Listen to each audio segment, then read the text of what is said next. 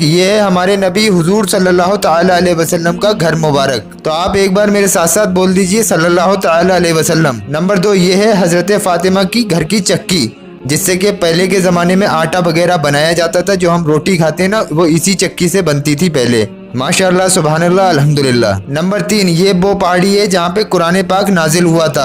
कितने खुशनसीब हैं हम जैसे लोग जो इस चीज़ का हम दीदार कर रहे हैं। तो एक बार मेरे साथ साथ बोल दीजिए ला इलाहा इल्लल्लाह मुहम्मदुर रसूलुल्लाह सल्लल्लाहु ताला अलैहि वसल्लम। नंबर 4 ये है हमारे नबी हुजूर सल्लल्लाहु अलैहि वसल्लम के बेटे हजरत इब्राहीम अलैहिस्सलाम की कब्र मुबारक। इन्ना लिल्लाहि व इन्ना इलैहि राजिऊन। नंबर 5 ये वो जगह है जहाँ पे हमारे नबी हुजूर सल्लल्लाहु अलैहि वसल्लम ने पहली बार फजर की नमाज अदा की। सल्लु अलल हबीब सल्लल्लाहु ताला अलैहि वसल्लम। कितनी प्यारी चीज़ है ये। चलिए अब आगे बढ़ते हैं। नंबर 6 ये वो जगह है जहाँ हमारे नबी हुजूर सल्लल्लाहु ताला अलैहि वसल्लम ने नमाज अदा की थी।